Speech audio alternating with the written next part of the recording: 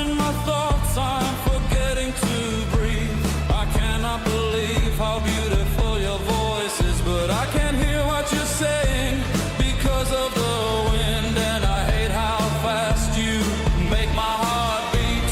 My biggest desire turned into simple need. I'll keep chasing my simple dreams. My deepest desire turned into burning need. I'll keep chasing my simple dreams. My biggest desire turned into simple need. I'll keep chasing my simple dreams. My biggest desire turned into simple need. I'll keep chasing my simple dreams.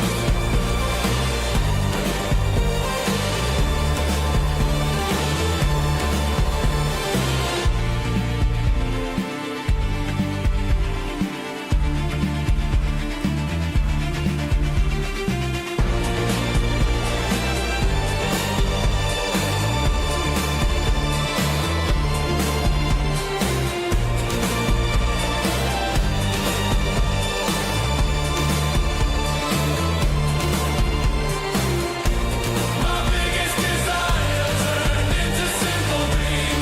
I'll keep chasing my simple dreams. My biggest desire turned into simple dreams. I'll keep chasing my simple dreams. I'll keep chasing my simple dreams. I'll keep chasing my simple dreams. I'll keep chasing my simple dreams. I'll keep chasing my simple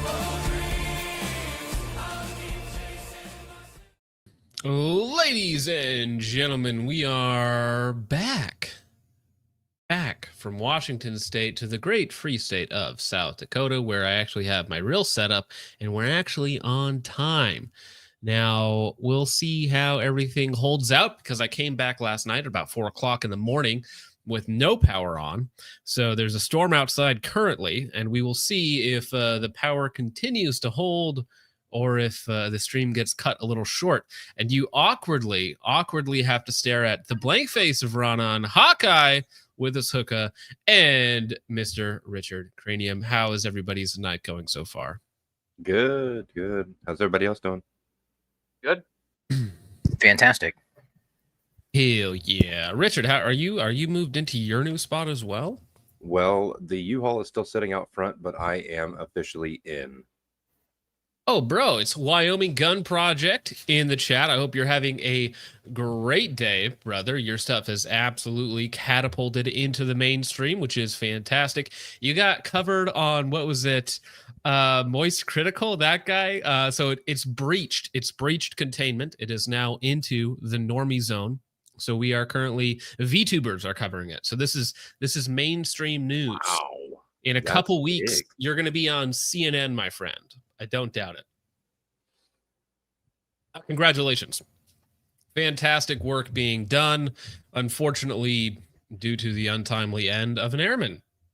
That's what it takes to actually get the ball rolling on this. Vintage Warfare is in the house. Hope you're doing well, my man.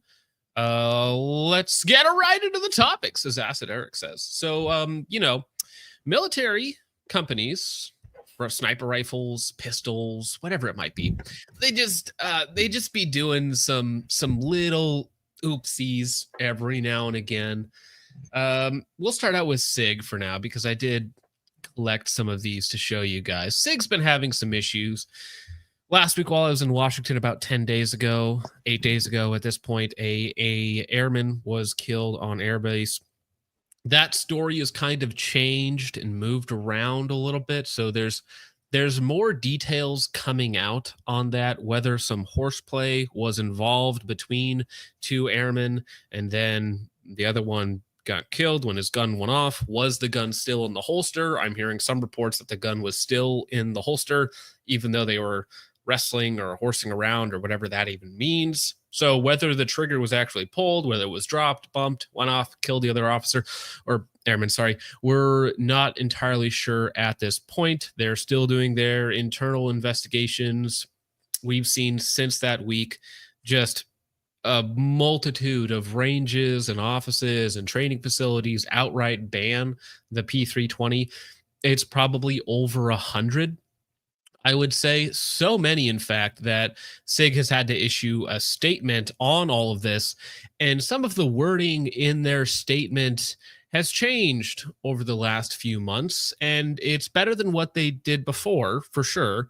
But it's still kind of, I would say, what's the right word for this? It acknowledges a possibility of an issue there. So the wording has changed. All right. This was interesting. This was somebody's put this in the Discord from apparently T-Rex Arms. They are doing a P320 holster exchange program, meaning that if you bought a P320 holster from them, they will actually bring it back or swap it out for something else. We understand some of you may be uncomfortable carrying the P320 platform due to safety concerns. We know the inconvenience and cost of switching holsters, and because we believe in carrying every day, we want to ease that burden for those of you who have decided to move to a different handgun. If you send us your old T-Rex P320 holster, we'll exchange it for free for a different platform. This offer is good for the next 90 days. Now, T-Rex Arms, this is absolutely 1000% a PR move, which is good. It is a good PR move, right? To capitalize on somebody else's mistake, to exchange P320 holsters for free. It's going to cost you a little bit of money for sure, but this is a good way to get public sentiment back in your favor. Fantastic optics. You know, even if only a few hundred people take you up on this offer, it is still a very nice gesture to get some people back in your corner, so to speak. It also brings up the most recent news about your company not being focused on the Lucas Botkin dilemma. It's like, oh, what's the most recent thing that we've done? We've done a holster exchange, right? Back to business. Yeah, no, it's as Wyman says, great PR move on their part. Fantastic idea. This is a good idea. Okay, probably the first good idea, legitimately good idea they've had since the whole Lucas debacle. Now, Lucas on his Instagram, he was actually just answering some questions as he does Q&As on his Instagram every now and again. But he had said that he had actually floated the idea while he was still at T-Rex Arms earlier of just discontinuing P320 holsters in general. And it would cost them somewhere between $500,000 a year, somewhere around that. He said not quite 7 figures, but high 6 figures. So about $500,000 a year it would cost them. So they do sell a lot of P320 holsters. I mean, that's a lot of holsters. $500,000 a year of P320 holsters, that's a lot of holsters. But I mean, there's also 5 million of them floating around. So, but he had floated the idea while they were there. And so they kind of just took his idea and twisted it a little bit. Like, what if we offered a buyback program or a swap program for P320 holsters? Because he had floated that idea, and his argument was the same. Basically, like, yes, it costs us money, but it also, we'd be the first person to do it, to just cancel all of our P320 holsters. We'd be the first company to do it. Now they're not the first company to do it, but if they had done it when he had floated the idea, they probably would have gotten that much more free publicity, that much more goodwill from the community, and of course, Lucas still being there would have helped. But that option is not possible. Yeah, we also had that Yankee Marshall stream, which I know you guys are starved for streams because I was gone, but the Yankee Marshall stream was more than enough streaming for a couple weeks.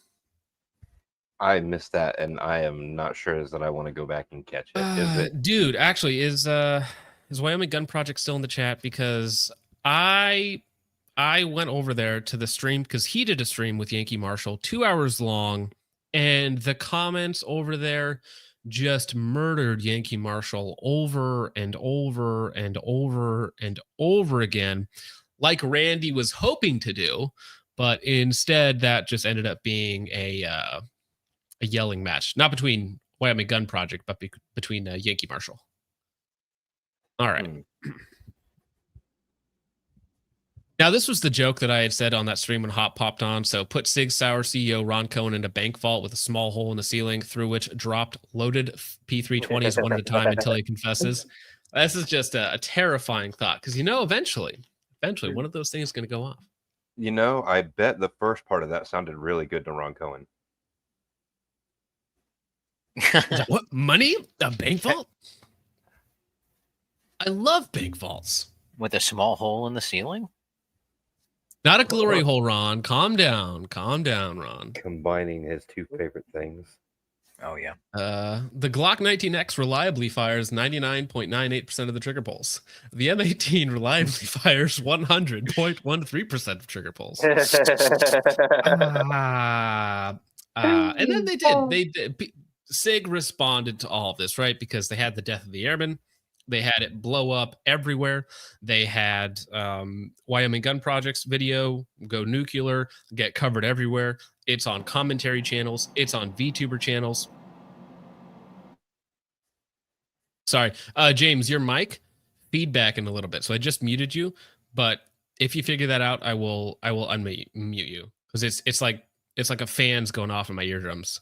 But so Sig had to respond because there were literally hundreds of ranges, training facilities, departments canceling the use of the P320, saying, do not even bring these onto our premises.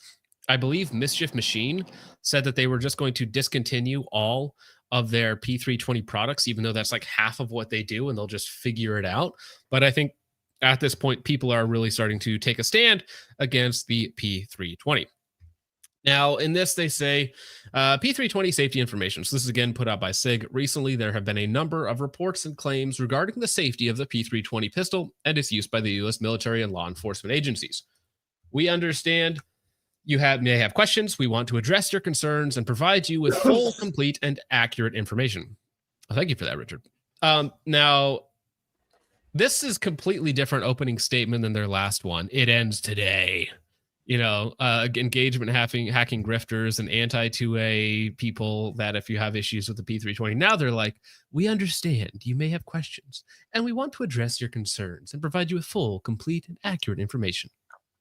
Sig Sauer has always and will continue to put the safety and security of the U.S. military, law enforcement community, our consumers, and the public first. To this end, we want to be sure the concerned citizens have access to the complete facts. The P320 is one of the safest, most advanced pistols in the world, meeting and exceeding all industry safety standards. Its design has been thoroughly tested and validated by the U.S. military, even though it's under investigation in every single branch, and law enforcement agencies at the federal, state, and local levels, except for the ones that have dropped them, literally and figuratively. In addition, the P320 has been rigorously tested and is currently in use by militaries and law enforcement agencies around the world. And yes, I think that it will, at the end of the day, end up becoming the most tested pistol of all time, simply because people are afraid of it going off. I wonder. I was gonna say, I wonder, and elsewhere in the world, is this issue occurring with the other agencies or the other places that they smuggled them into? We did see one. What was it? The Philippines. A video of a gentleman reholstering, and it went off. I believe there was one from South America. I can't remember if it was Brazil or Colombia. But yes, it is happening elsewhere. Well, there are so many of them, these little incidents, that people just forget. Like, people forget that reholstering one in the Philippines where he reholsters it and then it goes off.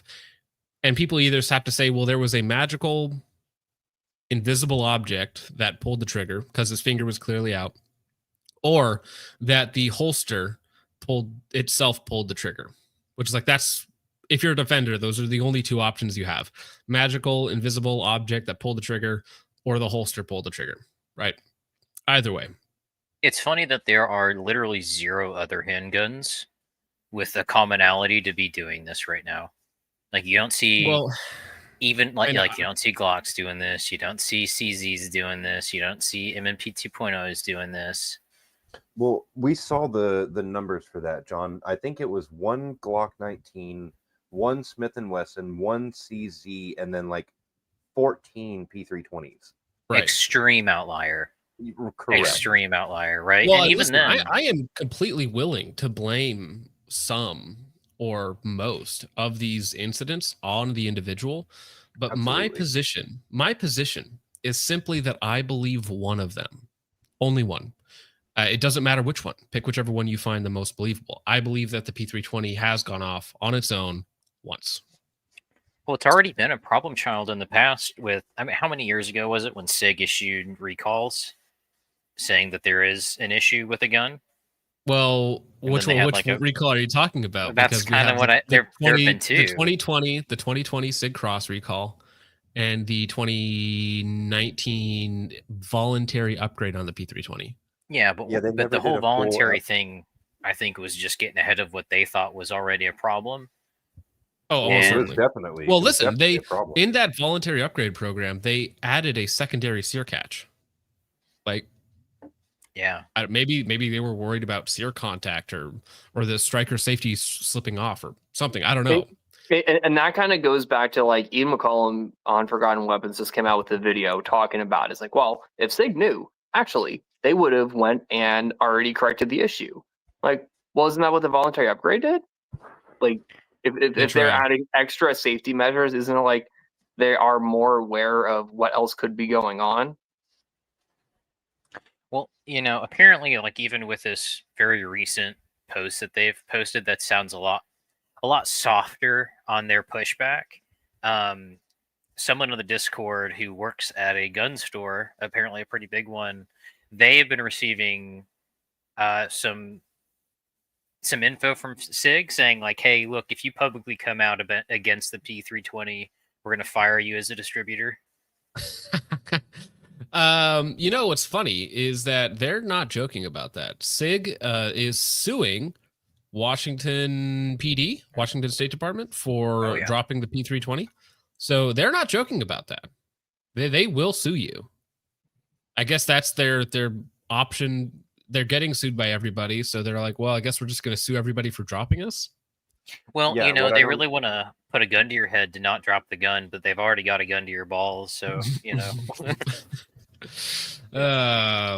So I mean, they also in this report they try to downplay the FBI testing, the DHS testing, the Air Force testing. However, they omit the Marine Corps testing, where they again have video of it going off in a holster on duty with the safety on. So for some reason, Sig just leaves that report out. Is there a hard pin block safety in the gun? There is a striker safety lever that is held in place by a single tiny, horrifyingly placed spring. Now listen, if you read all the reports and you read about the disassembly and the inspection of a lot of these guns, in some cases it is bent, in some cases it is missing, and in some cases it is broken. So like it technically does exist, yes, and it should work. However, it is quite obvious, it just is objectively true, that it is either not always installed properly, not always functioning properly, and therefore it's kind of moot, right?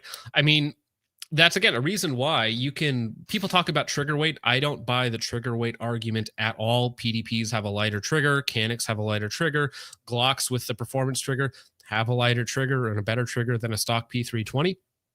I don't think trigger weight is the... Well, yes, correct. Well, even in the if you read the documents again, in the Army testing or whatever one, when they did the trigger weight testing, it was coming back 6.5 pounds, right? So it's not that the trigger is too light, right? So the trigger weight argument, I don't agree with. I think it is a design problem, and then you add on bad QC, bad machining, bad assembly, everything else, tolerant stacking, whatever you want to call it, everything else on top of each other to make an unsafe handgun. Which I think everybody agrees that the handgun is just unsafe, but for different reasons. Like even Hop will say that the handgun is unsafe, but not that it's ever gone off on its own. But it is inherently more unsafe than other guns that have a better striker safety, that have a trigger safety, which again, the agency arms trigger for the P320 does have a safety tab on it, if that makes you feel more comfortable. I had somebody ask me that today, like, I have a P320. If I put the agency trigger in it, do you think that's going to fix the problem? And I told him, like, that might fix that specific problem, but not anything else to do with the whole thing. And another thing that I do want to say, Wyoming Gun Project, have you been talking to LFD? Because I know you guys have, but the trigger bars have changed year to year. And so LFD has done a really good job of documenting what years have what parts. And even in the exact same year, they have different parts in that gun, right? And so they have changed the trigger bar itself several times.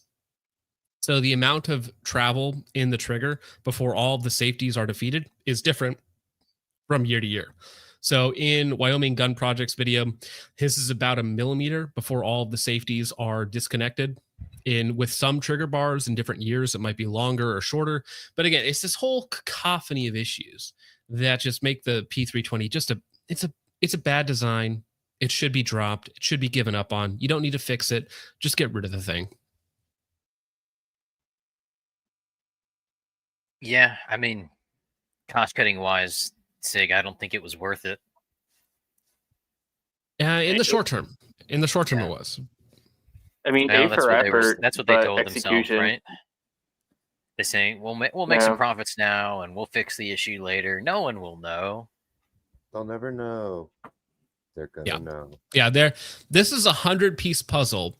And so people might be able to discredit one or two of them. But even if somebody like we're able to say like, oh, well, actually it's that, not that, it has to be this, like it's all irrelevant. There are so many different issues that holistically make the gun a bad gun that I'm just, at this point, I don't care what the specific issue is anymore. I'm just convinced it's a bad gun. See, my favorite game to play is you go to the LGS and they have like 6 P320s and you pick it up and you jiggle, jiggle, jiggle, snap. Oh, that one's fun. And then you play with that for a bit. And you're like, wow. So again, one of the guys on the Discord, who works at a gun store, he tried it with like 30 different SIGs and they all do it. I like every single one of his do it. Mine doesn't. Mine in the closet. Mine, it has a little bit more quote unquote take up in the trigger, has about 50-75% of the way there, and then a tap on the slide will get that striker to go forward, right? So that is a partial trigger press, which is why this is the part that was actually interesting to me in this document. The P320 cannot, under any circumstances, discharge without the trigger first being moved to the rear. So not a trigger pull, like a full trigger pull. They're not claiming that. But they're saying it can't fire without the trigger being pulled to the rear, which implies that it can go off before, which it can, like we've seen it objectively. The gun can fire before the trigger is fully pressed. So again, some guns, it's almost nothing, depending on what trigger bar you have in it. And some guns, it's a little bit further towards the back. So again, and Wyoming Gun Project, he says he has 2 other P320s and he can't get them to do it, right? That's the thing. It's like the quality control, the variance part to part, the variance year to year. It's all garbage. It all sucks. Get rid of it. Like at this point, there are so many other good striker-fired handguns that don't have this issue, that have a better design, and that are around the same price. It's like the P320 to me doesn't do anything special. The modularity is a joke. Just buy the handgun that you want to buy. I mean, Glock now has the 47. So if you buy a 19 and a 47, you have effectively 4 different guns. And if you want to buy aftermarket frames exist, whatever it is that you're looking for. The triggers on them are not special, in my opinion, at all. The reliability when they're functioning properly is fine. The accuracy is fine. The features are fine, but they just perform like most other striker-fired handguns out there without the 0.001% chance of them going off when you don't intend them to. Yeah, which I think a gun should always, maintain.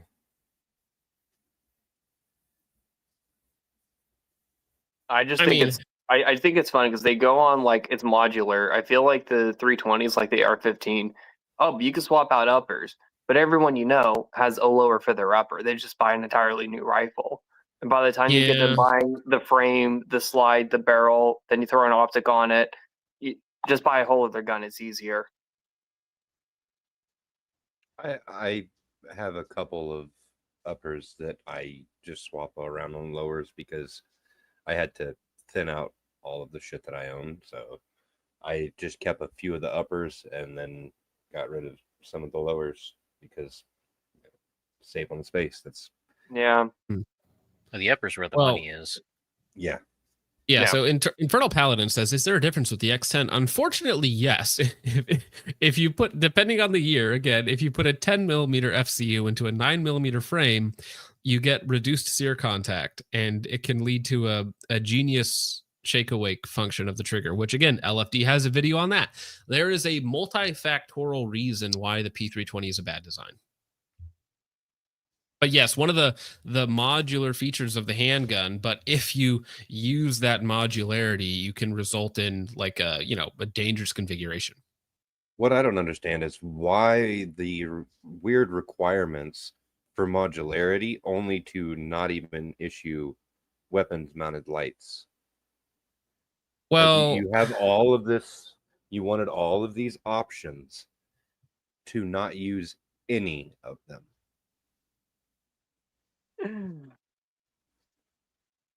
Well, they and I also mean, yeah, tell again, you. go ahead. I was going to say they also, recommend Israeli carry, but there's nothing wrong with a gun, guys. It's like someone's telling you your house is not on fire while trying to simultaneously throw water on your burning and down house. There's nothing to see here. Move along. Yeah. Well, let me. I mean, they'll never admit there's a problem. They'll come out with like a P350, P390, whatever the fuck, and then just we're just continuing because it's an old design, and then that's it. Do a trade-in program. Trade in your old P320 for the new not P320. Yeah, totally not P320. I was trying to find the one. Somebody sent me a new little bit of information, but there is essentially, I forget the department. It's the one department that used the P320, and they have actually switched to an active recommendation to not carry one in the chamber. But I was trying to pull up the exact source on that. It's taking me a minute. That's crazy. It's somewhere around here. That's what happens when you get a million DMs a day of like the same thing, because when this email came out, like everybody sent it to me. And so now it's a total nightmare in my DMs trying to get through it. I send you high quality memes, sir. Yeah. I appreciate it, man. All right, but it's gone. I can't find the actual one. Say love you. Now this article, this just landed the other day. Family of Kentucky Airmen fatally wounded by Sig Sauer P320 military variant urges discontinuation of the P320 use nationwide. Now this, which again, this article came out today, this you want to be very skeptical of, because this is the family of the dead airmen and the law firm that has been representing all of their clientele, the Zimmerman, I want to say. So family members of beloved Air Force Airman Braden T11, 21, who was fatally wounded in an inexplicable unintended firing of a Sig Sauer P320 variant service pistol are arguing military service units, federal agents, and law enforcement departments should stop using all variants of the P320.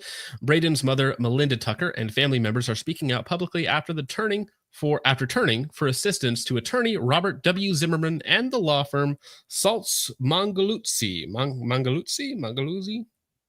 Bedensky, which represents more than 100 Sig Sauer victims injured or killed by the embattled P320 gun models. Which is why I would essentially just discount this entire article as very, very biased, obviously, because Zimmerman, these guys probably don't actually care all that much, other than the fact that they're getting paid a lot of money to make the P320 look as bad as possible. And it leaves out some elements of possible horseplay that were going on at the time. But this has also been making the rounds. But this one, of course, the mother is going to be, obviously so, very biased towards her son and very angry at P320, at the Sig Sauer. And the law firm is sitting there rubbing their hands, saying, well, we can make a lot of money off of this, whether we win it or not. And they've already have a history of suing Sig with up to 100 other people. There was also another class action lawsuit that just got approved.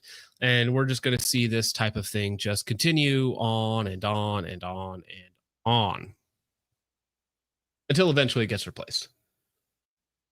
Now, well, before we get to this next thing, we'll go ahead and get through some of these real fast. Chris, how's your night going, sir? Hello, how's everyone doing? Good. Happy to have you here, sir.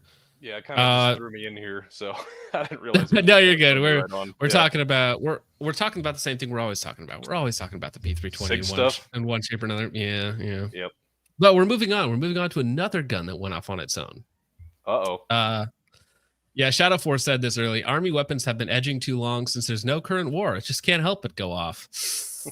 Yeah. Jojo Fasho for 5 says focus shooting LLC appears to have no optics for sale. Problem, as usual, I'll be watching at work tomorrow. Have a great night, fellas. Yeah, I had to take the optics section down off the website. I was getting a lot of fraudulent chargebacks. I'm in arbitration for a couple of them. I won about 70% outright. So while I'm going through this really annoying legal financial stuff, I just took them off the website. It was just annoying. Huge ass for $50 says, sorry, boys, can't stick around for this one. Remember, friends, don't let friends buy Sig. True. Thank you very much for that, sir. That was very, very base of you. Don't buy Sigs. Testicular torsion! Ouch. Thank you for the 50. That was incredibly generous of you, sir. Jake for 2 says, hello, John and company. I wish you great success. Thank you. Thank you, Jake. Hope you're having a good night, sir. Moonman for 2 says 6 p.m. This is negatively affecting my Popeyes run. Popeyes. Andrew Vachon for 2 says, welcome to Indiana, Richard. Yes, indeed. Oh, you just your location, bro. Oh, no. Doxed. You have your fans, which is Moonman. You're going to have Moonman all over you now. Says, Richard, Tito, go. And then with the black woman nails, very nice. Thank you, Moonman. No one you know of for 5 says Officer Nate H. Higgers reporting for duty. The last rookie didn't make the cut. New one today. Not sure of his ethnicity, but his name is Sum Ting Wong. Well, as long as he's not a pilot, I think you'll be all right, sir. But thank you, Officer Higgers. I appreciate it. Man for 2 says VTubers are covering it. I might watch the video now. No, there are legit VTubers covering the P320 drama happenings. Wild. That's just the way of the world at the moment. That's the world we live in, where VTubers are doing a better job of investigating the P320 than the military-industrial complex. Brian Isaacs. Actually, you know what? I do want to hear Tim's opinion on this because I am pretty sure his SIG check has not yet bounced, so he would still defend the P320. Brian Isaacs for 2 says, I wonder what Mac's opinion will be now. I haven't seen anything about Mac's updated opinion on the P320. It's probably been real quiet if I had to guess. I mean, Hickok 45 just came out with a video on it too. Oh, did he really? Yeah. What was his take on it? I haven't seen it yet. I was halfway through, but essentially there is a problem with it. We don't know what the problem is, and he's just like, just don't carry it. Yeah, that's a very normal opinion.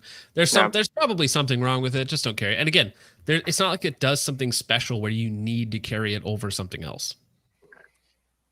Chud McGill for 5 says 5 days without a focus trip stream. Imagine what that does to a man. Also, and well, hey, thank you very much, Chud. Yeah, I was actually visiting family and traveling, so I had some other things get in the way of my streaming schedule. But thank you, Chud. Psycho for 10 says can't catch this one. God bless. Well, God bless you too, sir. I hope you're having a wonderful night, man. Thank you for the time. It's very generous of you. Can't catch this one. There will be one right afterwards. Exactly, directly after. Focus Trip's wife for 2 says was Sig's testing hitting it with a rock. Yeah, they threw it against a boulder a couple times and we're like, it's fine. Didn't go off.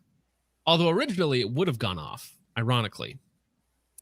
Con Rowan for 5 says LGS banned a sale transfer of P320 due to liability concerns. Started a Sigger rehabilitation program giving extra credit on trade-in Sigs. Really? Extra money? Dude, I have a P320. I'll take the extra cash. I'll get rid of it. I don't care. So here's the thing. If they added an extra $25 value to any P320 that came through the door just to get them off the streets, let the government eat the money. Like that should be a rebate. They should get tax write-offs for this. 1,000%. That's the best thing that could happen. That's funny. Focus Trip's wife again. Hello, Anna. Says department. Stop using SIG due to safety. SIG. Lawsuit. Yeah. Now that is an interesting idea, though, legally speaking, because if the SIG contracts are violated, like, hey, you have to spend X amount of dollars on the P320 or buy X amount of them, if that is their department contract and they cancel it without being able to prove some sort of legitimate safety concern, there is a world in which Sig wins the lawsuits and they're forced to buy P320s or forced to pay out the rest of the contract, right? So imagine that. Imagine your department is like, hey, we had a couple incidents with the P320. We're going to get rid of it. And then Sig is like, actually, no. Actually, you're going to, whether you carry them or not, you're still going to buy them or pay out the equivalent of buying them. But either way, it's not a good look. Well, I mean, they're also going to lose all future contracts forever with said department. Oh, bro. So. Yeah, if they start, it's not a good look. If they start suing people for essentially dropping their firearm, it just makes them look bad. That's a bad PR move. Madden Williams for 5 says, might not be a bad time to pick up Sig mags for a PCC that accepts P320 mags, ? Are there any issues with the mags? If not, takes advantage of Sig. And I mean, do they make P320 lowers? Or there are a couple of instances I know of, and there's also, I think, Mean Arms or one of the other ones does a magwell conversion where you slip it in the regular AR and you use those mags. What I don't understand is why anybody would want to do that, because P320 mags are expensive. Correct. They're like $60 a pop. Even if they were half price, they're still more than Glock. I mean, $60, you're pretty much buying 2011 mags at that point. Yeah, I mean, basically, you're not far off. Speaking of which, I was going to buy a couple 20 rounders for your Edge so that I can actually run it in competitions more effectively for the 140 mil. Thank you, Madden, for the 5 though. 50 TN CSA for 10 says, write and call your senators and representatives. Sig needs to be placed under congressional investigation. Didn't a senator or congressman already bring forth some sort of document to that effect? I believe someone did recommend a official investigation. What's the DOJ referral? I think it was what it was. Okay. I'll have to look into it because, like I said, I have been rather busy and I've only been catching little bits and pieces while working. So right, yeah. Well, you're actually doing real stuff. But thank you for the 10. Yeah, not a bad idea to keep the pressure on Sig to actually address the issue. Josh for 5 simply says his own name, which is perhaps the most vain thing a man could do. But thank you for the 5, Josh. Say my name. Absolute Moonman for 5 says, this channel emojis need more. Put Tito and Pedo Bear in the emojis. I will get Richard right on that. Thank you, Moonman, for the 5. There actually probably are some wacky emojis we could put in there. Dr. Fuzzy for 2 says, something kicked out of 109 holsters. Yeah. Probably kicked out of 109 departments, 109 holsters, whatever it might be. 109 ranges. Rad for 10 says, again, what kind of world do we live in where Sig Sauer can hide behind a shield of litigative immunity? Man, out. Did you just have a stroke? Litigative, right? It's litigative, right? That's the word, litigative. God damn it. Well, the way it spells litigative, yeah, litigative immunity, but then turn around and start suing other parties. Yeah, because they have that bill in New Hampshire that was like, hey, nobody sue us, please. And then they turn around and to Washington State, they're like, but we're going to sue you. Yeah, that's an odd thing to pass. I wonder how it's going to happen because I know a lot of private rangers are banning it. And at the end of the day, it's their property, their business. They could choose what they allow on and off the range. So they should be able to. Yeah, the only little monkey wrench in that is if they have an actual contract with Sig, and by dropping it, they're in violation, right? They'd have to claim some sort of safety cause or something. But thank you, Rad, for the $10. What do you guys think the over-under is on the NRA making a statement about this? You know what's actually funny is not to say anything about the NRA, but USPSA is heavily sponsored. Practice Score is heavily sponsored by Sig Sauer, and there have been a half dozen different matches and clubs that have outright banned the P320 from matches. So, and I know my local clubs are thinking about it as well. So it is interesting. I wonder if there will be some sort of statement or turn on that, because Sig and they sponsor a lot of the big matches and a lot of ranges and Practice Score and all these other places. So Sig puts a lot of money out there. So these people, and I don't know if they have any sort of relationship with NRA directly, but if they do, it's a really precarious situation, if that makes sense.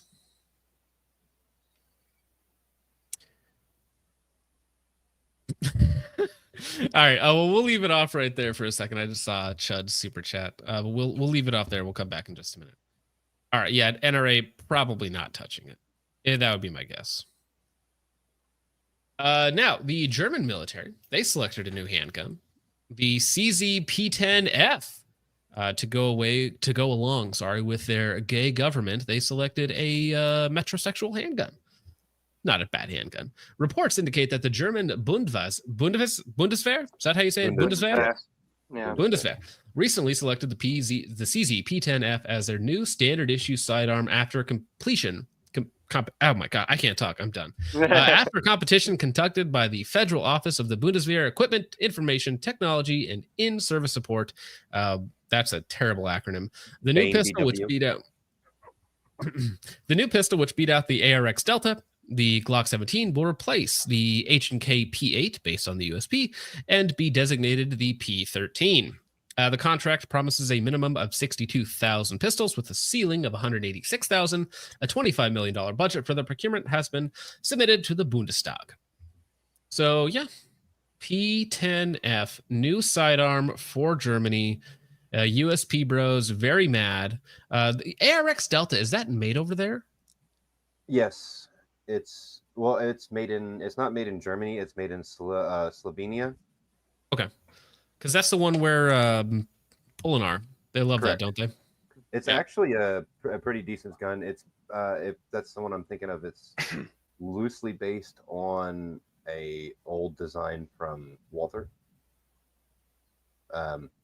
With a few changes on it, but I've shot the AREX, what's the Rex Zero? I liked that one. It was really nice. It's basically a 226 clone, just a little bit cheaper. But the AREX Delta, it's just a decent striker fire handgun with a okay trigger. That they do have the ability to swap slides and stuff. But what I don't understand is it's already, the designation is already P10.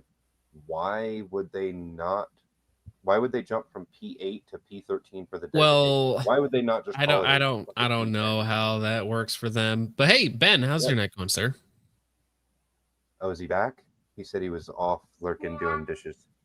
Oh, is he? I'd be a good house husband doing dishes. Oh, okay. Well, we were just about to talk about another thing that happens to go off on its own. Can anyone identify this picture for me? That's a Barrett, sir. That's a really big P320. This is as one commenter said, this is a P320 the long way. Yeah, this is the Mark 22, the Barrett MRAD sniper, and allegedly they've been having some problems with these bad boys, and problems that are surprisingly familiar to what we've seen in the Sig Cross, which is ironic. We'll take a look at that in just a second. But also the Remington 700 is in which you get a dead trigger with a live round in the chamber, the safety unable to be put to the safe position. And the only way to unload the firearm is to touch the charging handle, of course, and to remove the bullet from the chamber that way. However, touching the charging handle results in the gun going off, which is fantastic. And we have real video of this. We'll take a look at that article in just a second. But this is the real video. Now, YouTube, don't do terrible things to my channel just because I'm showing this clip, please. It's airsoft. It is airsoft. Fly safe. Weapons on fire. Won't go to safe. Will not go to safe. All right, make it safe. Back the bolt a little bit.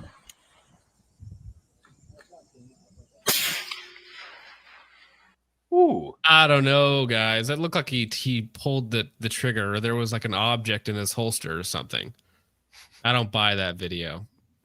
He's definitely touched it. We've had slam fire, and now we have slap fire. The slap fire, true. Well, what we don't understand is that's a feature, not a flaw, right? So maybe you have mitts on and you can't pull the trigger. So you just you fidget with it a bit, and then you just take your thumb and you just hit the bolt handle, and This is goes off. absolutely a feature. Patent that stuff right now. Fanboys. This is a reverse HK slap. This is one of the many Easter eggs Barrett has put in their rifles. An Easter egg. That's good. Now, I was thinking this is actually really novel. Okay, so you have the P320, which has the telekinetic trigger, right? Connected purely with your mind. You have an angry thought that the trigger goes off, right? You know how in some houses they have the clap to get the lights to turn on and off? This is just that, okay? So this is like touch to fire. It's very sensitive. You don't have to touch the trigger at all. And just by touching the bolt, you get the gun to go off. So I think this is actually a more precise way. This is like a new trigger system, right? Sensitive, a touch pad on your rifle to get it to go off. Kind of. Like I really hope Barrett comes out and they say, "Well, clearly the trigger was being pulled." Yeah, or blame the holster for it. Yeah. Well, and that's the thing too. People say guns just don't go off on their own. I mean, like this has been an issue for a while. Like the one that I'll pull up. Stop DMing me to get on chat, you tards. Unbelievable. Gonna have to get off screen now. No, but this just happens. This has just been a known issue. Now, this is funny. This is Nut and Fancy in 2020 with the Sig Cross, which is another Sig product that had a recall on it. And guess what's going to happen? Take a guess what's going to happen with this Sig Gen 1 product. Still nothing. Dead trigger, live round in the chamber. To satisfy YouTube, I will go frame by frame here because these are just pictures. This certainly is not video. Touch the charging handle. Boom. Gun goes off. This is just a thing that apparently happens, and it's just funny that it happens with two different rifles and two different Sig products. You have the P320 and the Cross that just have this like known issue. So when people tell me like Sig would never do this, Sig already has done it. Yeah, like, they moved on to they already did it. People know that they did it. It's a real thing that has happened. So for me, when people say like, oh, they try to defend it like Sig would never put out a product like this. They would never do this sort of thing. It's not possible for a gun to go off on its own, whatever it might be. It's like Exhibit A. And it's not just exclusive to Sig, of course, because we do have stop messaging me. We do have the MRAD doing the same thing. Now, the MRAD is an interesting case because it's also kind of a modular system, at least as far as like their barrels and bolts go. So I would be interested to know what the actual issue is. Also, the Barrett MRAD is like what, $5,000, $6,000, $7,000, something like that for a deployment package. Yeah. Not a cheap system. Cool, super cool. Their triggers are replaceable, like toolless replaceable, so you can change them quick in the field. Yeah, the more evidence that comes out about modular systems, the more I'm like, nah. I mean, I think what's happening is when you're pulling, I'll assume it's a sear fired. When you're pulling the trigger, I think one of the sear engagements is maybe getting stuck or just getting like caught up. And there is enough play in the bolt where the sear catches the trigger sear that when you jiggle it, it could work itself loose and fire. Bro, did you really just get a Sig ad? Well, yeah. So with this happened originally with the 700. Maybe not the exact same issue, but a similar thing. And listen, what happened to Remington is they got sued to oblivion. Right, that's just what happened. And I had one of those 700s. I had one of those 700s that went off like that. So you just replaced with like a Timony trigger, and then it fixed it. Yeah, so listen, guys, with your Sigs, just replace it with another gun, and you'll fix the issue. Yeah, with your $7,000 Barrett, just replace one of the. Yeah, no. Well, yeah, it's funny that our military's new weapons are just having funny issues, and then you go into the other issues with that program with Sig's ammunition like falling apart inside the chambers, and their XM7 and XM250 having other issues as well. It's the U.S. military is having some issues with their procurement currently. This is So- why the term military grade doesn't mean what most people think it Yeah, means. military grade. Yeah, you should be Oh my terrified when God. somebody says that.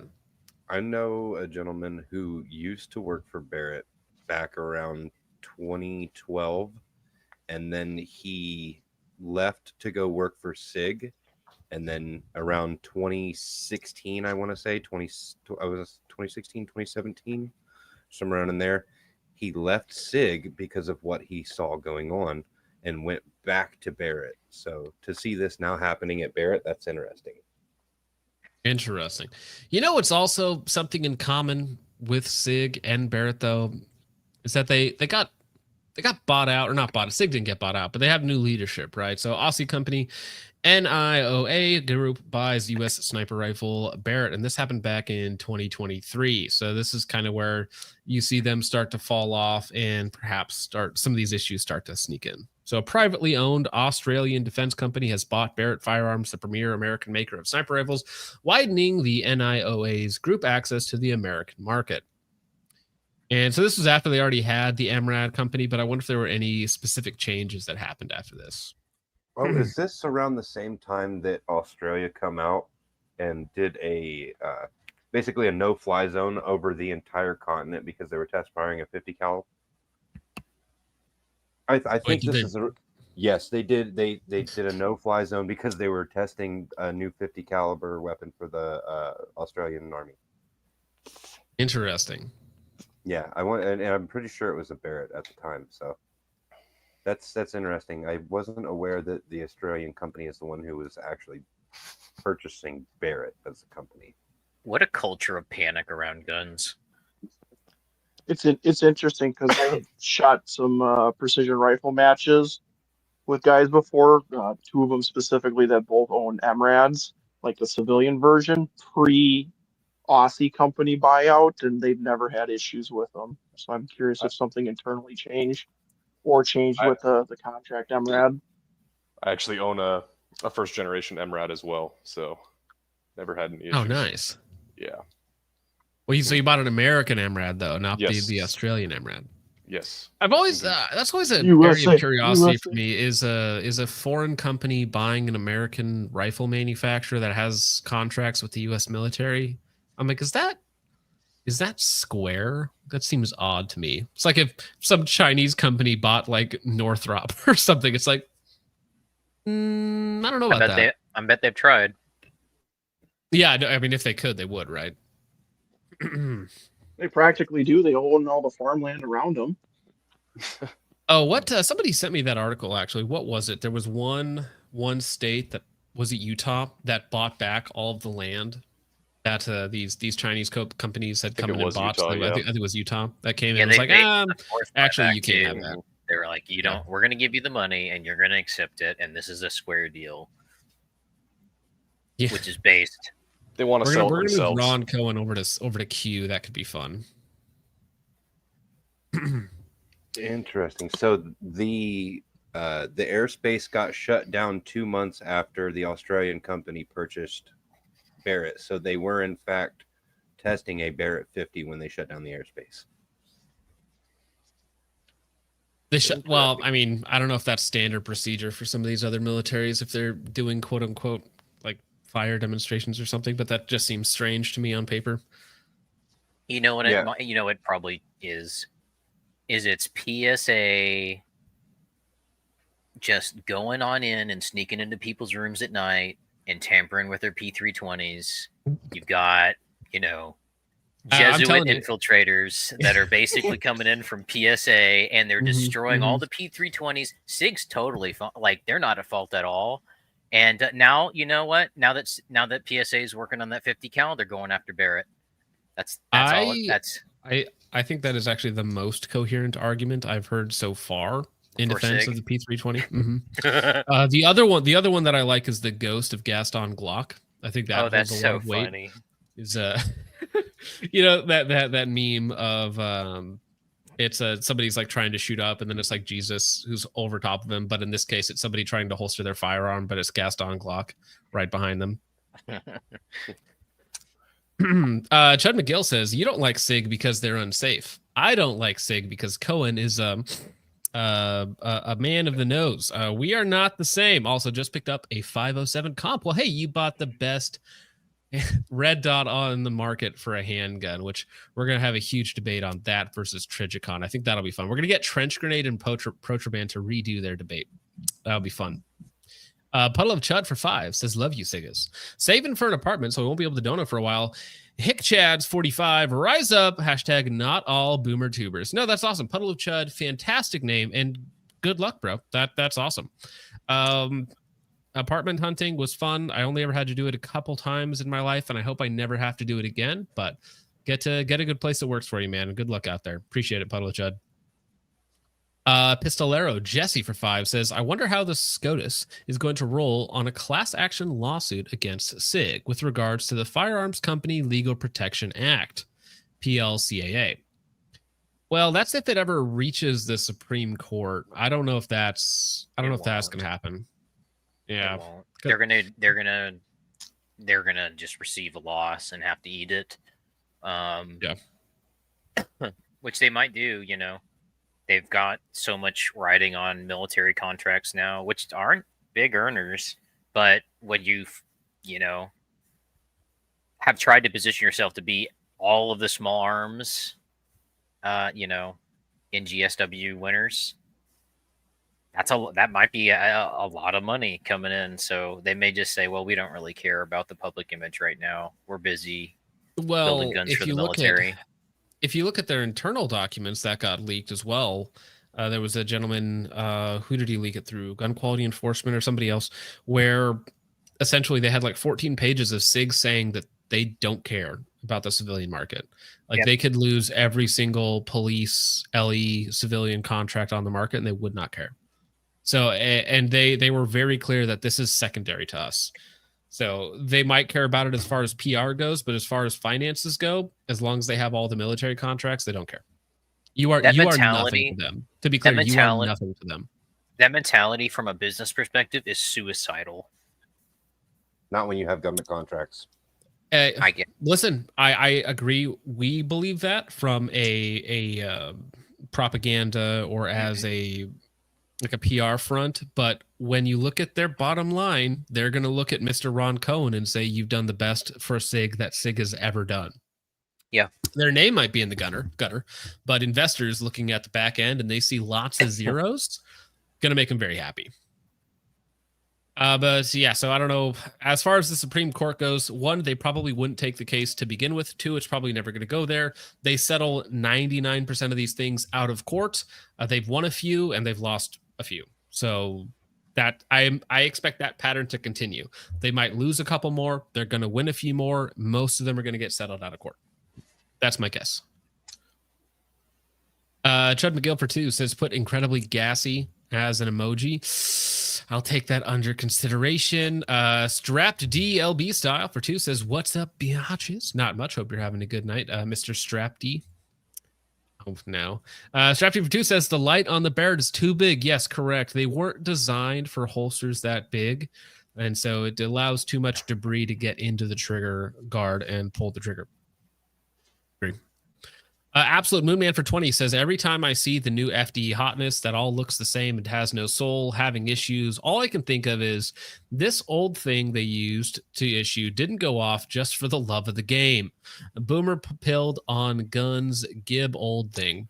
Well, yeah, Beretta is the biggest beneficiary of all of the P320 hate. Beretta and Glock. Because there was one unit that had still had one order for Berettas, and so they were like, well, hey, we can just swap out to these like right now because we had an open order or something like that, so we can just pick up our Berettas back up again. But thank you for the 20, Moonman. AppTac USA says, focus trip streams. You know what won't go off on its own? A sling from AppTac USA. Promo code SIGGER. Does anyone know AppTac? Actually, he brought up some. I think he posted some of his slings in the Discord a few days ago, and they look pretty good for what he's charging. He's not charging a huge amount for them, and yeah. AppTac USA. Let me see if I can find it for you. AppTac. By the way, John, when you get a second, your noise gate is cutting out when you get a little bit quieter, or when somebody else talks, your mic cuts. Well, that's just an issue with StreamYard. It's that when somebody else talks, my mic cuts out. I don't know what to do about that. I can't find your website if you have it. But yeah, you can go to AppTac USA, even though I couldn't find it. And you can get slings. I guess that's cool. Thank you for the 5. Andrew Vachon for 10 says, I had a person legitimately try to argue that the P320 debacle is another witch hunt, just like the Remington 700, which he claimed was also user error. Some of these people cannot be helped. That's an interesting take. I don't know of anyone who defends the Remington 700, and I think maybe in another 20 years, we'll find even about the same amount of people who defend the P320. Right now, you see them. They're getting less and less, but yeah. Because that's one of those things that at this point has kind of just been an accepted fact that the Remington 700 had issues. Speaking of Sig defenders, has anybody heard from GBRS in a while? No, sir. Just checking. Let me see. Oh, Ben, did you want me to pull up this picture? Yeah, the one that I sent you in the Discord. Yeah, I can pull this right up. Oh, gosh, dang it. 1 second. Okay, Andrew Wilson says the PLCAA does not cover negligence or product liability suits. I am fairly certain it protects them from liability from what people may do with it. Yeah, I think that's similar with like car manufacturers and stuff like that. If I remember correctly, I could be wrong about that though. Let me see, where is that? So this is the image that you wanted to show here of the 700 trigger, yeah? No, that's an MRAD trigger. Oh, this is an MRAD trigger. Okay. Yeah. This would be like, this is a Trigger Tech 700 trigger. Whoopsies. So that's a Trigger Tech 700 trigger. But like on this, you can see, oh geez, I got to do the angling. You can see there's 2 sear notches there. It's pretty close. So yeah, if the rear one fails on a 700, you got the secondary one to catch it. But then if you pull that MRAD trigger up again, so because I've seen it like the way up top there, there's only one notch way up at the top there to catch that the firing pin sear. And once it goes, it goes. And from my experience, like with guys setting triggers too light on work guns, you'll either slam the bolt forward and then the firing pin drops when you slam the bolt forward, or you have like an over travel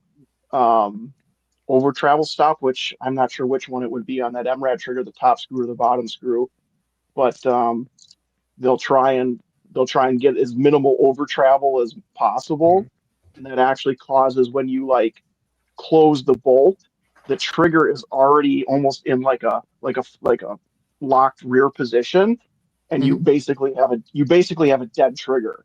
And then you're like, well, I can't fire the gun, the trigger's locked up. Well, that's because they're trying to have this very minute amount of trigger pull, and you get the gun locked up, and then you try and move the bolt, and bang, the gun goes off. That's like what happened back in the day with the 700s. Is like law enforcement guys were trying to set their triggers down to ounces, and they would have they would have slam fires like that. That's totally not a work gun right there. That's a single stage trigger at 5 pounds. You know, it doesn't need to be I think the MRAD triggers are preset at 2.5. So it's interesting that they're setting them that light from the factory. By the way, shout out to Trigger Tech. Fantastic triggers. Yeah, they make good stuff. James, how's it going, sir? That's what's in that gun. Hey, I love mine. Sorry, I couldn't get my mic set up to work. But I'm inside. You're super quiet, James. Yeah. I boosted him. Talk again, James. Can you hear me? Yeah, boosted him. That's better, right? Go a little bit hotter. How about that? Is that better? Welcome to Technical Issues, the show. But, is that a little better? That's much better. That's much better. Ooh. Right. Now, speaking of Sig's greatest defender, this is actually the Sig's greatest defender. That gentleman that came on stream. He's been talking some major crap about us. So he's been talking about how he roasted me and Protraband and Dank in that quote unquote debate that we had during that P320 stream. But so he's saying, hey, when will you debate Focus and Dank again? Referring to our stream that we had together. That's literally the Sig's greatest defender. Pretty soon. Just got to wait for Sig to initiate their lawsuit against Protraband. Spelled incorrectly, of course. So he does want to come back on at some point. Hopefully not drunk and high at the same time. Was this the dude that was like, hey, what can't I do on stream? And you're like, show a gun and gratuitous cursing. He's like, cool. And then takes a fat rip off of a bong and like repacks the bowl 3 fucking times. That was fucking hilarious. That also went on for way too long, dude. Sig's greatest That was defender, hilarious. folks. Yeah. Still, I mean, still so holding up the front lines, by the way. He's working on it, homie. And he's waiting for Protraband to be served with a lawsuit. Well, keep waiting, buddy. I'm sure it's right around the corner. It's going to happen. I promise. Hey, I actually got to take off for a second. So, Hawkeye, you're good at talking. So why don't you talk about whatever this thing is, and I'll be right back. Sure thing. We'll turn my camera back on. So, new at Raiders Arms, I have the TISM, as I'm sure all of you could have guessed by now. I'm sick of waiting for VSS projects to come up because you have 2 companies promising them and they're not doing anything. So I have 3 1022s and I said, what would be more fun?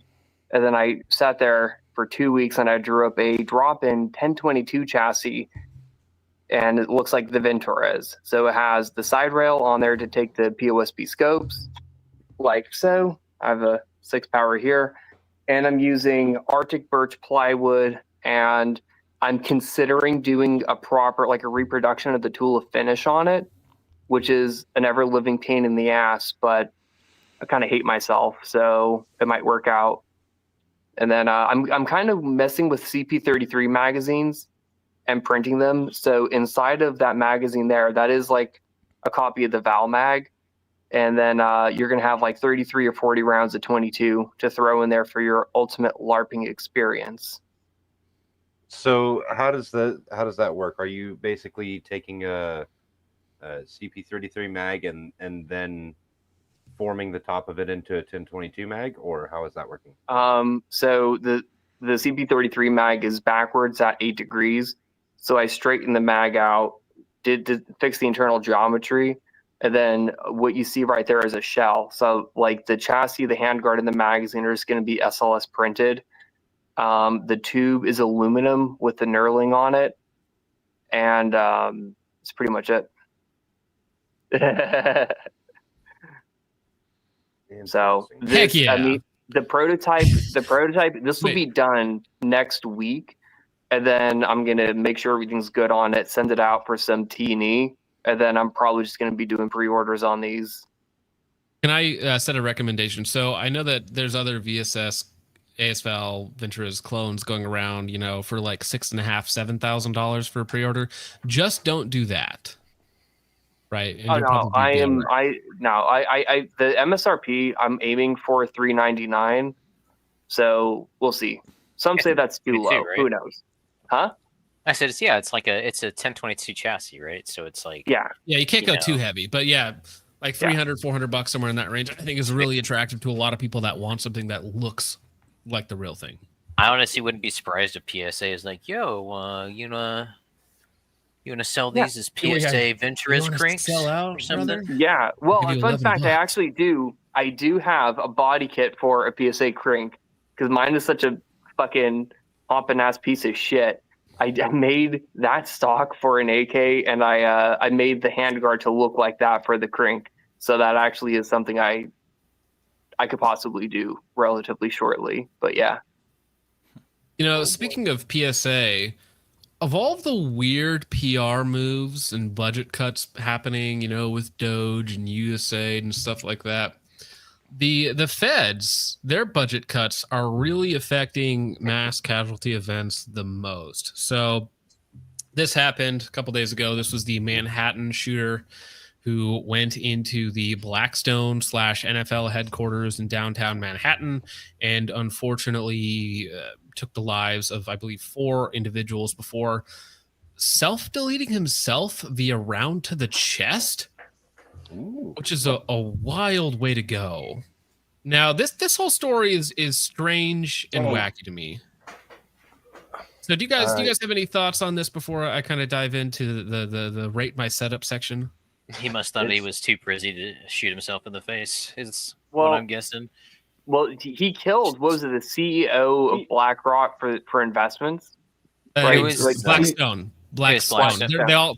They're obsessed with the Blackstone. Okay, the Black Rock. It's all about Uranus or something like that, or Saturn. Sorry, but yeah, Blackstone, an executive at Blackstone, which is the owner of BlackRock. So they're an even bigger serpent. I just want to know why Tiger Woods would do this. Isn't this the guy that CNN said was a white male? Yes, so Yeah. CNN instantly reported that Mr. Shane D. Tamura was a white person. Some are saying Caucasian male, white male shooter downtown. They're hoping it was a white person. Please be a white person. Sorry. I think the reason he chose the location that he did is he was blaming a bunch of his actions on like head trauma, and the only time that you can study we'll get into that. Yeah. Oh, I'm putting the cart before the horse. Well, Did but he I release a manifesto or anything? He had a statement in his car, essentially. So now he lives across the country. He drove. Bucky has a great breakdown of everything. You should go watch the Glow So Bright video on this. In fact, I'll probably just link it because that's what I watched to prep for this. So he drove like halfway across the country to go to the NFL headquarters, which also happens to be the Blackstone headquarters. And then he drives to he goes up to the 33rd floor and he kills another person up there. So he essentially he claims that he has brain damage from CTE and he wants to turn his brain into science to be studied, which is we've seen similar cases to this in the past where somebody goes on like a stabbing spree or a killing spree or they commit suicide, and then in their note or whatever it might be manifesto, they say, hey, I want my brain to be studied by science. And I don't, there's always something suspicious about that to me. It's like, if you wanted your brain to be studied by science and you wanted to get as much attention as possible, like you could just take yourself out rather than going on a murder spree of random people and get to the same effect. So something is wrong and messed up here, obviously. Well, I know they're in the past, and I don't know if New York was one of the states to implement this or push it, but there was talk about certain states saying, well, if you're a school shooter or a mass shooter, one of the things that we do afterwards is we study your brain. And I don't know if that became law or if like certain states are actually doing that, but that may be where he gets like why he thinks that doing this would do that. But that's not like, you don't have to do that to get your brain studied by science, but it may just be a way of like self-glorification after death to be like, see, I was a shooter for the long haul of studying the brains for science and figuring out what's wrong with people so people could be cured, which is like a crazy thing to think. Yeah, I mean, I think hearing that. Well, I think you'd get a lot more studying the brain if he was actually alive and seeing like where the synapses, the neurons were firing, and like what the chemical balance is. I think no, they do a physical dissection of the brain. That's probably why he shot himself in the chest too. Yeah, right. That is what he did. It's just it's weird. It's very strange. It was very intentional for that to be the purpose, even until like the point of death, right? Is he was still thinking about that, like, I don't want to destroy my brain so they can study it. But wait, so he just so happened to go to Blackstone and kill the CEO, but then blamed the NFL, and it just so happens to be the NFL headquarters. Well, right. I mean, they want to discourage, because this is the second CEO that got shot in New York City in like a fucking year. So they don't want to glorify. Yeah. It's like, we don't want people going to New York and offing these people. So they're going to say it's the NFL, but randomly just tags the CEO of Blackstone. I'm not buying that. Yeah, But so in- 4 people shot dead, including New York police officer. Shooter worked for security for a casino, suffered mental illness. Obviously, carnage unfolds in skyscraper housing NFL and financial firms. Blackstone executive and Rudin associate among those killed. So the man who shot 4 people dead with a assault-style rifle inside of a midtown Manhattan skyscraper was carrying a suicide note blaming the NFL for a degenerative brain disease he claimed to have, New York City's police commissioner said on Tuesday. So gunman Shane Tamura, 27, a Las Vegas casino security officer and former high school football player with a documented history of mental illness, drives all the way across the country from Las Vegas to shoot up the NFL headquarters. I guess that was his plan.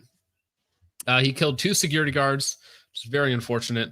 One of them, a city policeman on a security detail, as well as a real estate executive, which is the Blackstone gentleman, and a business management associate, before taking his own life on the 33rd floor of the Park Avenue skyscraper.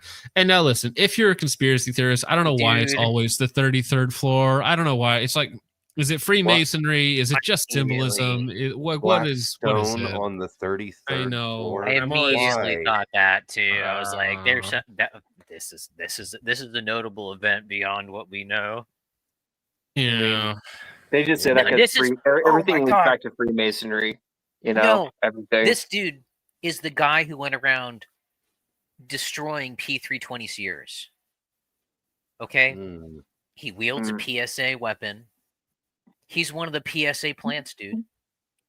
Dude, the one time for a He's one PSA of weapon them. to actually fucking fail and it doesn't, I'm very upset. He probably before so- this, he probably sabotaged 1,000 P320s just before this happened. All right, so I'm trying to see what is his actual statement. So he claimed to be suffering from CTE, possibly from playing high school football, and he also blamed the NFL. I'm not sure why. Why Like would maybe they for blame like, the NFL? well, listen, because if you promote the a lot of these people see sports or whatever it might be as their only way out of poverty, right? So this is like their highest goal in life, and so maybe because of the way that the NFL puts itself out there, that's the only thing that these people live for, and in their pursuit of that, they come down with this CTE or whatnot, or maybe they're just retarded and have mental health deficiencies to begin with. But yeah, study my brain, I'm sorry. Which That's what a weird, a very, very weird thing to say. The more I hear about this, the more I don't buy. Yeah, so he just, all these people around, he just walks in there, starts shooting. He gets the 2 security guards, heads upstairs to the 33rd floor.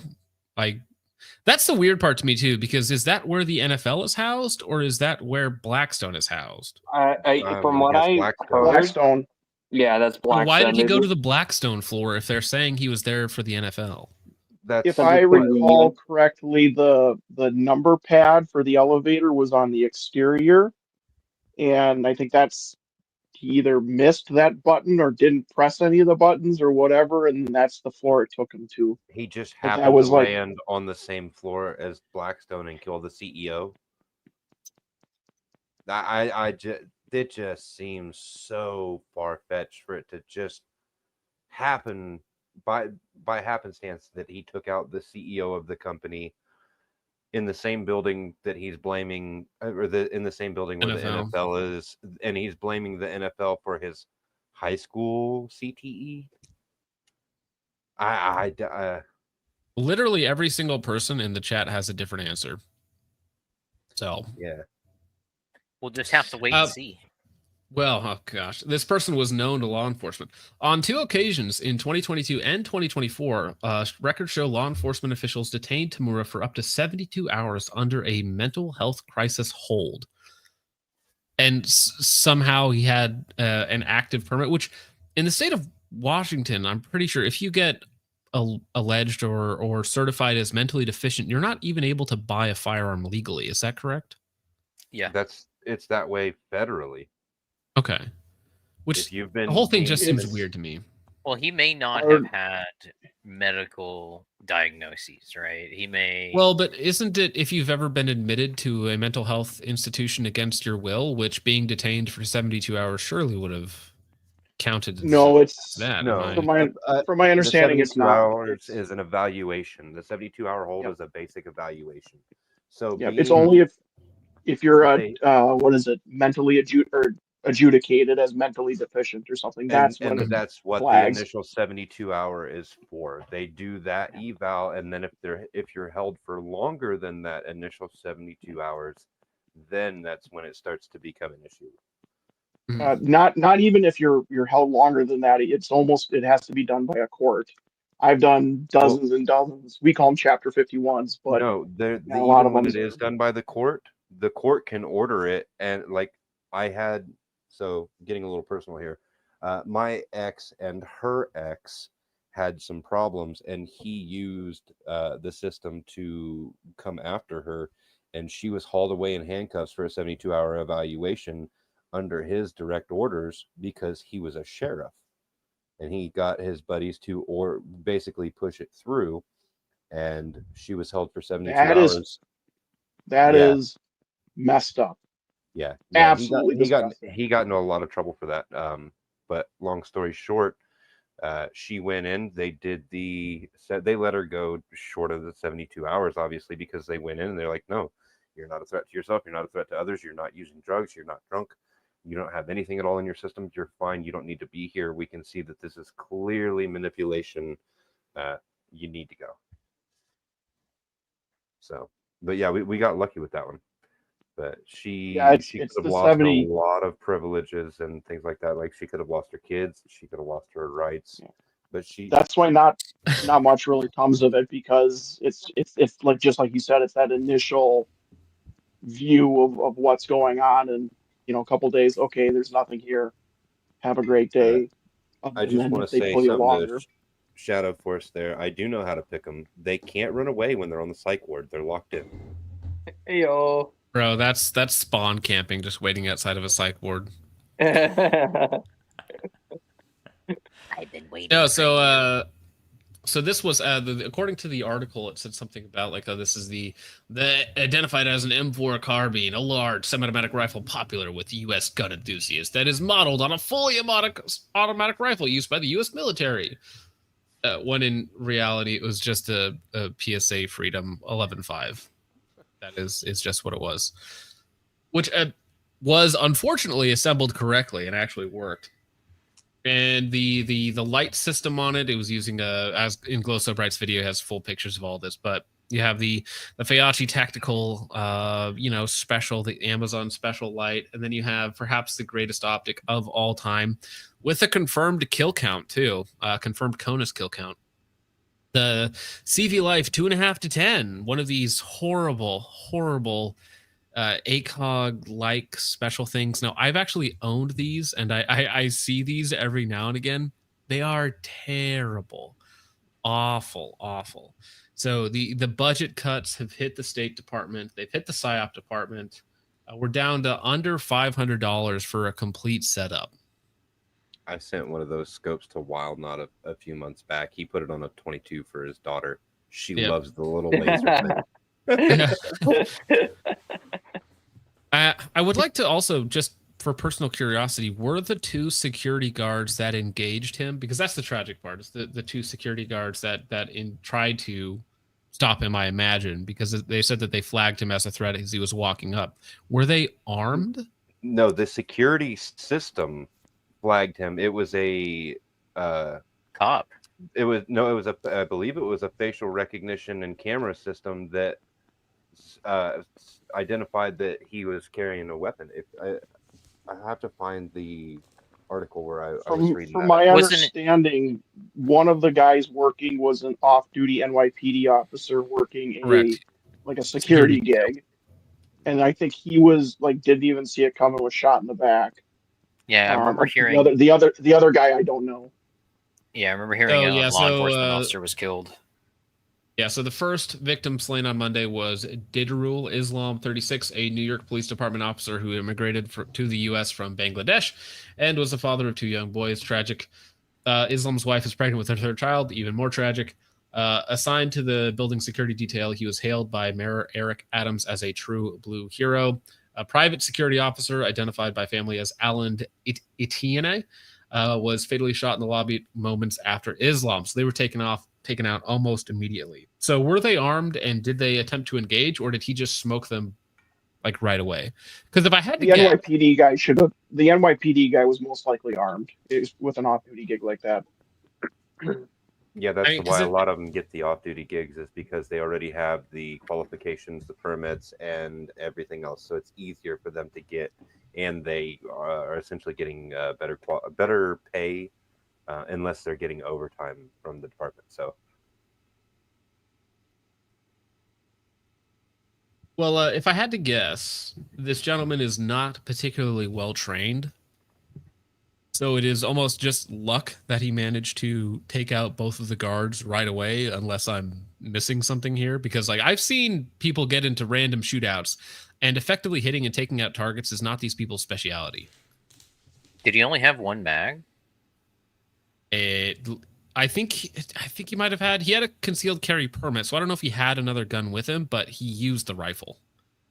Yeah, which is just a PSA 11.5 is all it is. When they, all the when they pictures I've searched seen, the he's car, only there got was a one mag in it, 44 mag though. in the car. Oh, did he? I mean, it's possible he has a mag in the car. Or something. Yeah. I didn't know if there was confirmation that they recovered a certain amount of magazines, or if he just had the one. Because he doesn't look like he's he can have maybe a few mags in his pocket, right? But he's not sporting body armor. He doesn't look like he's externally prepared for this quite a lot, right? And maybe that's just well, yeah, right, it doesn't scream I'm prepared. It screams like statement. I decided to do this. Well, even the way he's walking up, like I might even be surprised if he looked through the sights at all. yeah, he did. It looks the way he's walking with his don't give a fuck attitude looking there. He probably just did the 80 tip fire. I mean, maybe he put it up to his shoulder. Maybe he used a laser. Wouldn't that be weird? Oh God.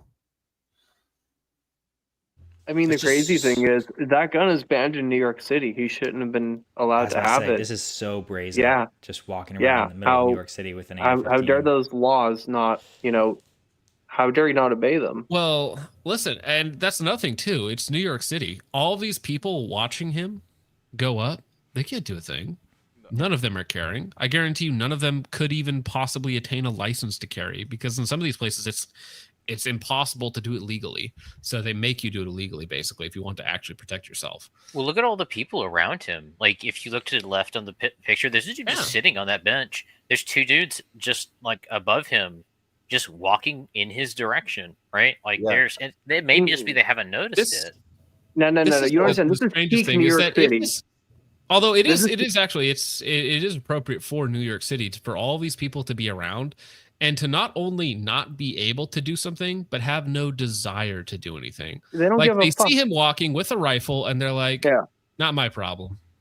Well, literally, yeah. No. And I get it. It's terrifying, sure. But again, if this were any of us in the situation, we see somebody walk towards the building with a rifle at his sides, looking like he's up to no good, we would at least confront him, if not kill him immediately. They had dozens of 911 calls before this about him walking up and into the building, but nobody could do anything. It doesn't. Yeah, a 3 to 5 minute response time, longest 3.5 minutes of your life. I think we also need to realize that the general perceptiveness of the average public is absolute shit. I don't know. These guys in the back, these guys in the slacks and the white shirts, they're looking right at him, walking towards him. Do they just not notice that he has a rifle open and exposed, and they're just chatting? They're walking in the same direction as him, right? Because you think if they even noticed that he had a rifle, to your point, they would have turned and gone the other way. Because if it were me and I was unarmed, I would not be following around a guy who had a rifle walking into a building. Well, maybe they're just coming around the corner, right? And they just haven't noticed him yet. But it's like there's that dude just sitting on the bench. Like maybe he's on his phone, he doesn't notice. But there's a ton of people over by the street, right? Look at all the people over there. He had to walk here. Did nobody scream? Not one person was like, "What is that guy doing with a rifle?" It may be that because he hasn't begun to shoot yet, people are just like, "Oh, it's probably fake." Like, No, there's no way the real anyone to be just walking around with a real gun, right? Dude, That may probably a bunch be of the tourists. assumption. It's probably just real a bunch of problem- tourists. Like, oh wow, look at the American with the rifle. That's fucking crazy. It may just be that maybe it's a combination of like obviously how like each person that sees him has to justify why they're not going to do anything. Maybe they did, maybe they're like, man, what the fuck is that? And they're just like, I don't know, it's not my problem, right? But it's still wild. Like this is so out in the open. John made a good point about did nobody even scream? And to that, I think the white Karens who would normally be screaming are down the street at the ICE facility right now, sir. So they're a little busy, but it's okay. They're going to get Jose home. I remember seeing a snide comment on one of the YouTube videos where this was being covered, and they were like, "Where's the good guy with a gun, huh?" And it's like, well, they're probably it's New York. Like nobody's got weapons. Well, in not New York. not only do they not exist, but you would arrest them for carrying in New York City. Yeah. Like if I was there illegally carrying my Glock and I shot this guy, I would be in jail right now until eventually somebody's like, was this justified or not? Right. And then maybe I could get out on bail, but I'm still going down on firearms charges. I mean, no, you become the bad guy immediately in that situation. Like in that scenario, and he never goes. Well, actually, what actually anybody. happens in that situation is that this guy goes down and then I get gunned down by the 2 security guards who are like, oh, threat. I mean, it is possible to get a permit to carry in New York, but you're only allowed so many pistols on your license. So the 2 people that I'm really good friends with, one of them carries a 9mm broom handle Mauser, and the other one just carries a full-size 1911. Yeah, that's 1911s and 357 revolvers are very common. The Smith & Wesson? Dank just sent me on Discord that he had a 357 Colt in the car as well. So he had another gun. He just chose not to bring it, I guess. Yeah, that's weird.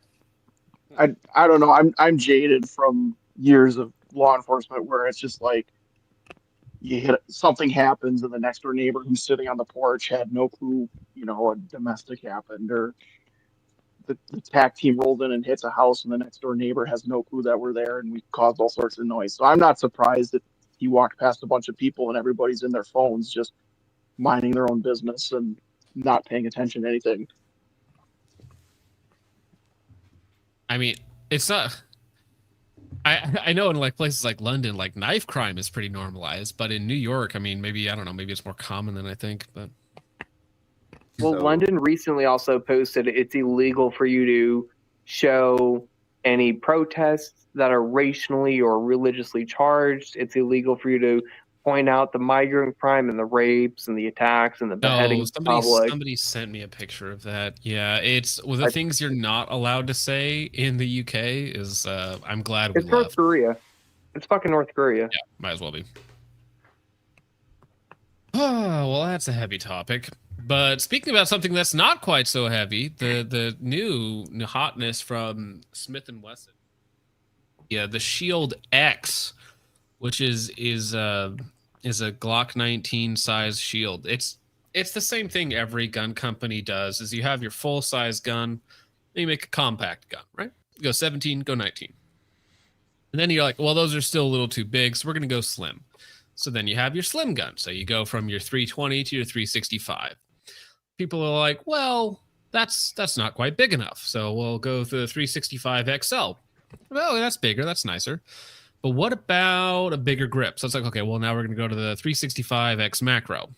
It's like, okay, that's nice, but now we want the full-size barrel. So you have whatever it goes to from there. And that's the same thing with the Shield X. So it's a slim 1.5 stack gun, micro compact, whatever you want to call it, but it has a full-size grip and a little bit longer slide. So it's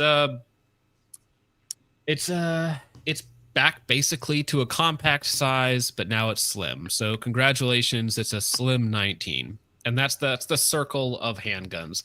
You have a big handgun, it's too big to conceal. You get a small gun, conceals great, but then you're like, I don't like shooting this thing.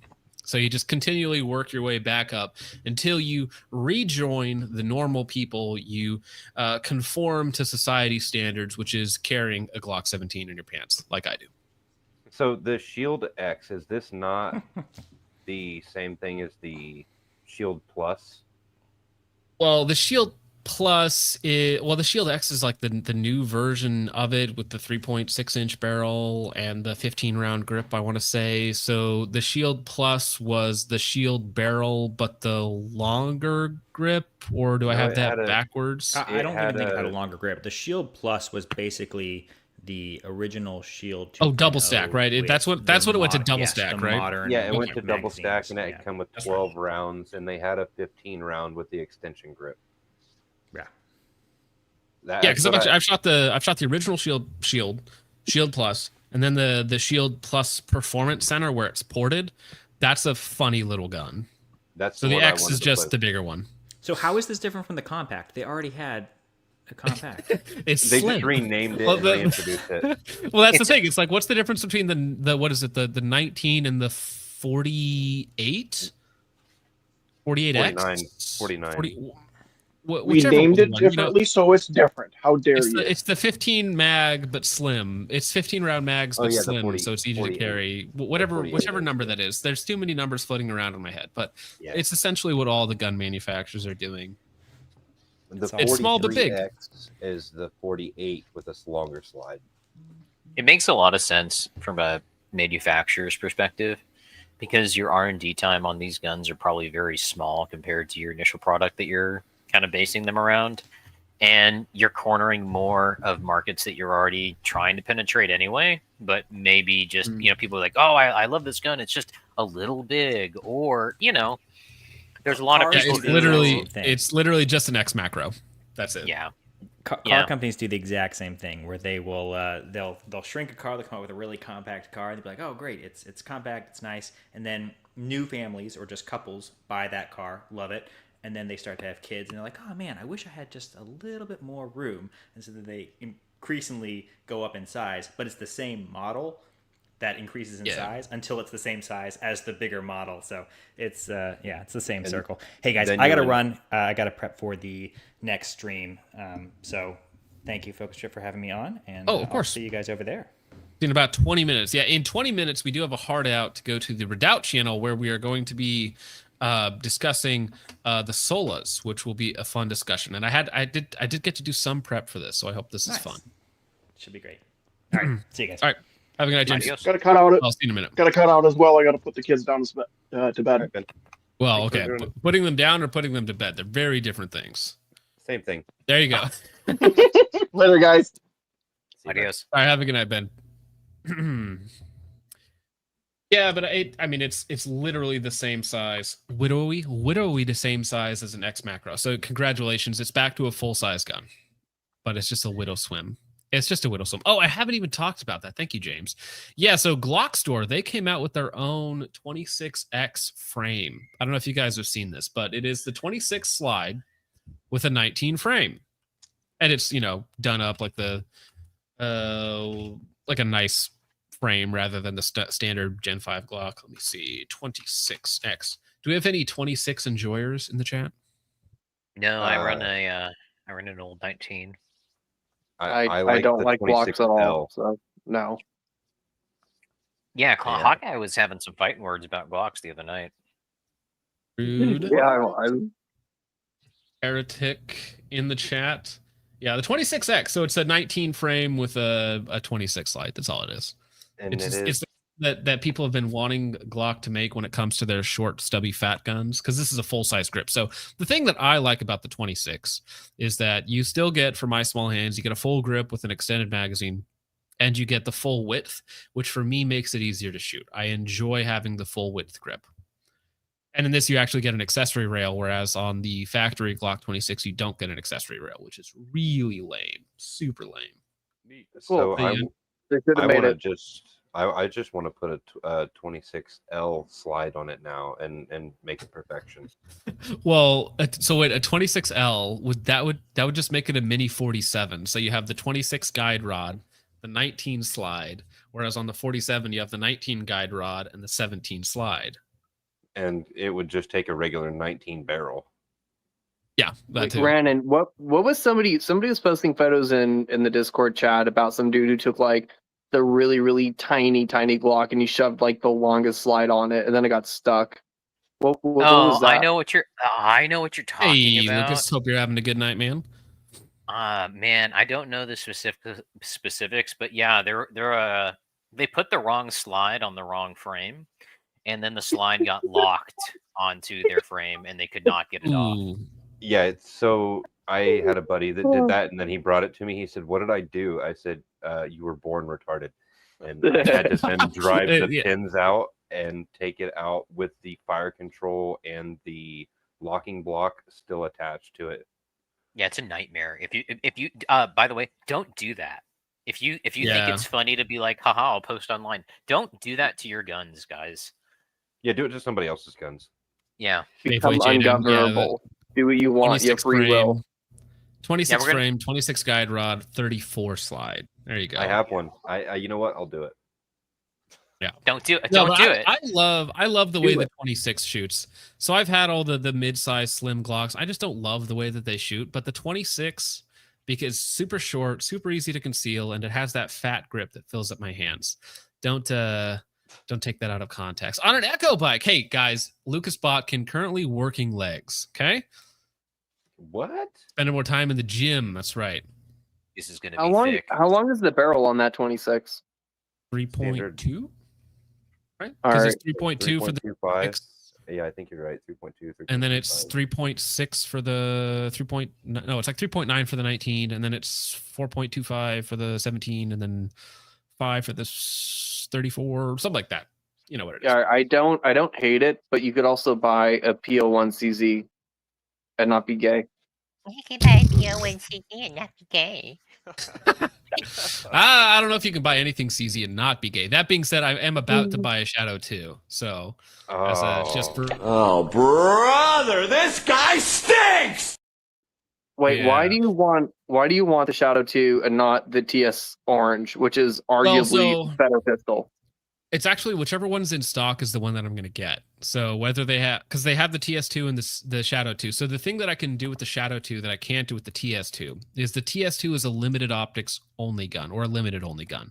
Whereas the Shadow 2 can also be used in carry optics because it's double action. The TS2 is more interesting to me. So I still might get that. But if I want a carry optics cheater gun, the Shadow 2 is the best carry optics gun on the planet, basically. Also, it's different, and I want to try something a little different, right? Double single action sounds like fun. I don't come from a double single background.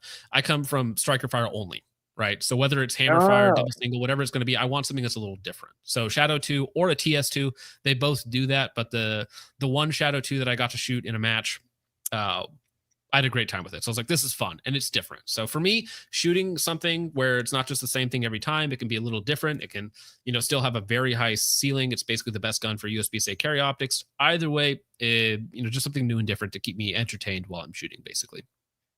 They are nice. Potentially criminal for 5 says Sig is going the old HK route with reliance on military contracts, except HK guns tend to work. Yeah, it's possible, but P320 or Sig doesn't have the pedigree that HK does, because HK they have a reputation no matter who you're talking to of hating poor people. Whereas I don't think Sig is ever going to get saying that they do charge a lot for their MCXs, so I don't know how good of a point that really is. But they did. HK makes a lot more money per unit. Sig up until 2016, they had a very, very good reputation, and even up after that for a couple years, they had a very good reputation. But just amongst boomers who don't pay attention to things, and they just grew up knowing that, hey, a Sig is a good quality handgun that I can get, and it's German made, so it's it's more expensive, but you're paying for the craftsmanship, and that was the thing for decades. They made some really good Cold War guns, right? They did. in that era, they made some guns that were really. And I don't know, like the I- 220, it's a fantastic. If Oh, you yeah. ever get a chance to shoot that and you don't, you're gay. That's all I can say. Moonman for 10 says, no, Richard, ignore Chud McGill. Tito. I think he wants that Tito PFP. It makes him laugh, makes him happy. Josh for 5 says, Ronan, what are your thoughts on asking Focus to get Ron Howard on tonight? Ron Howard. Your thoughts, Ron? I don't know. I mean, I'll have to call him. Josh, I appreciate the random question. That's very fun. Thank you for the 5, Josh. Moonman for 20 says, I don't just mean 320s. The M4 is great. The 110 is fine. The 240 is fine. The M9 is great.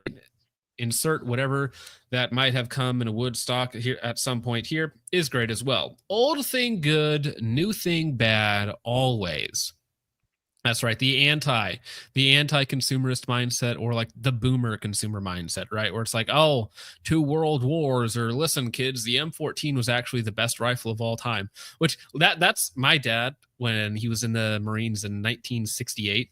Loved the M14. This is the best rifle of all time. When they were swapping over to the M16 right as he was getting out, basically, and he was like, he loved the old one, right? Give me the M14.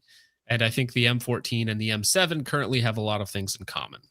They're both in a race for the shortest military adoption of all time. The 2 things that the military hates most is change and losing.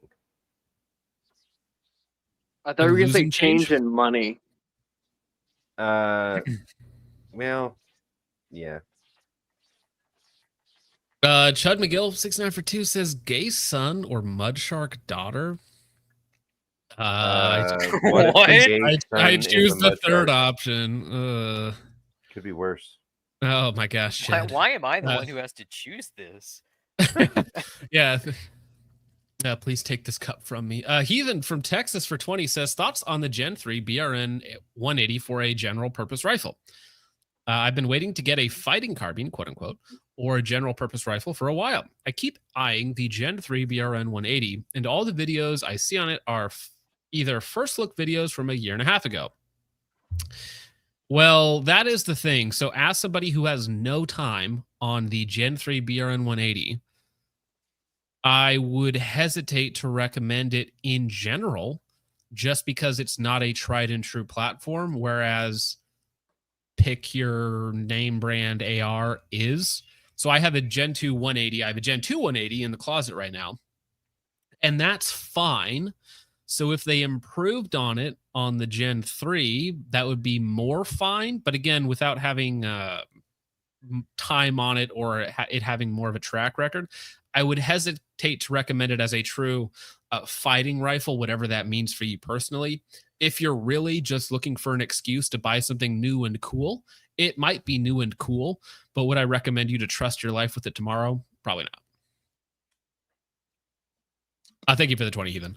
Moonman for 5 says, that's a pistol brace and not a Daniel Defense. Was it me? Ooh, yeah, that's the budget cuts hitting Moonman for his federal operations. Daniel Defense is out of the budget. We're now PSA contract rifles only. AppTac USA for 2 says he even used Amazon knockoff optics and sling. Yeah, he had some one-piece bungee sling, I want to say, for his shooting. Not very effective. Moonman for 10 says, Blasians and other such peanut butter people are never quite right in the head, and it shows when things get rough in their life. Just not as functional as the standard Yakubian or even Kangs. Interesting. Now, there is something here. There is a tie between mental health issues and I want to say it's white and Asian, like 50-50s can have a tendency for certain mental health issues. So there is actually something there that certain demographic groups, certain mixings actually have more prevalent issues than others. But I'd have to look more into that. Thank you for the 10, Moonman. Todd and Docs for 2 says, New York City scanners had police saying multiple shooters. That multiple shooters things pops up every single time there's a shooting, though. it's because you're in a city. Well, allegedly, because you're in a city, you have multiple people calling. You might even, if the security cards returned fire at any point, there would be multiple shooters, right? Or sounds are just echoing around. If there's a lot of gunfire going on, it can sound like multiple shooters, especially if you're a retarded bouncing off the civilian running around buildings through the streets. That's how it happens. My neighbor was shooting one time, and it sounded like it was coming from the complete opposite side of my house. And you go around, and it's like, no, it's over here. So I ran out, freaking out for nothing. Yeah. Thank you, Todd and Dogs, for the 2. 100%. Makes everything awkward. Matthew J for 5 says, I'm here to pick a fight. The people who buy covers for their flashlights are the same guys who have the least chance of getting the lens dirty. LARP. There is probably some truth to that. I like it. It's the cover for white light ND purposes more than it is for getting the lens dirty. Oh yeah. It's just it's more of a fail safe, I suppose you could say. And I mean, I have light covers on my lights, but yeah. Now what about Hydra mounts on an AK? Is that LARPy? I don't think anyone picked up on that, but there's a Hydra mount and a Comp M5. There's a Comp M5, a Hydra mount, or not an M5. I forget what red dot that is. But and then the SMS laser unit on that carbon fiber AK behind me. I thought that was funny. Thank you for the 5, Matthew. By the way. Indeed, yes, my wife plays it. Hello, not Kat. me. It's just stored in my room. Mark for 2 says the elevator doors were made of wood. Well, they weren't trying to use toxic fumes. They were using firearms. Lead was the method of choice this time, Mark. Thank you for that. Chud for 2 says, real Chad's appendix Glock 34s with lights and optics. Yeah, I do a 17 with a TLR1 and a no-name Chinesium red dot. That's there what right may now. be a picture on me floating around on the Discord, appendix carrying a 34 with light and optic. And it's even that large Sig, what is it, the Romeo 0 or Romeo, with the one I got off you forever ago with the Romeo, what is that? Was that the Romeo Pro I think it's something or other? Yeah, it has a steel shroud on it too, right? Yeah. So Yeah, it's exceedingly large, and it's even a threaded 34 with a compensator. So just because I'm silly. Ray Polo Cost, very funny name for 2, says real Chads carry a snubby 44 mag with buffalo bore. I actually got to shoot some buffalo bore this week through my brother's revolver when I was back home, because we went shooting a couple times, and he brought out his revolver with some buffalo bore stuff. Although that was like, I forget what model, it was like a 6-inch revolver. So very nice little blast from the past as somebody who doesn't shoot. 44, 357. It was 357, I think. Yes. Guys, I'm gonna hop off, but I'm gonna jump in the next stream. But have a good night. Okay, sounds good. Yep, We'll see see you. guys later. See you in a moment, good sir. Yes, sir. Chuck for 2 says excited to try the 47 slide on this frame. Well, I don't know if you're going to be able to adapt it to that frame. I don't know if that's going to happen. But thank you for the 2, Chuck. Chud McGill for 2 says I have a spare 34 frame chopped to 26 length. Ooh. Why would you do this? Yeah, why would you do that? He did it so he could send it to me for me to play with. That's why he did it. He just didn't know it at the time. Right. Well, I was gonna say, you could, I mean, I've seen people do the reverse where they cut the 34 frame to a 19, right? Because they don't need the extra grip. So for concealed carry purposes, they carry it with a 15 round grip rather than a 17 round grip, but never a 12 round grip. That sounds strange to me. But thank you for the 2, Chud. And Vandrew, last one of the night, says, if it is the same one I sent, it's a Comp M5. No, I put a different red dot on it for the moment, but yeah. It's the Comp M5. Love the dot. The Hydra mount needs to be cast into the fire.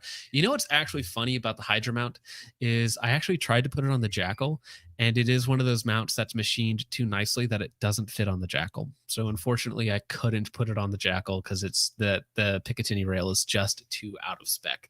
Just doesn't work. I tried. Doesn't fit. Thank you for the one thing I loved about your Jackal video that just came out is that barrel was so free floating.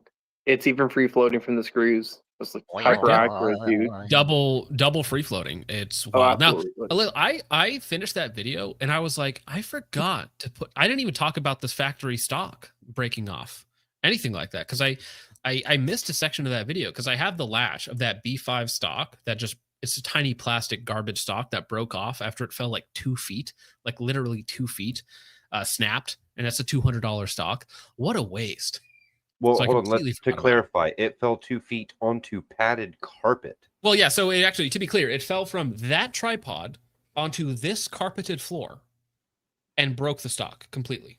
And you have dropped how many other ARs onto concrete and AR-500 steel? So I have bent other buffer tubes before. That has happened where the buffer tube will just shift a little bit.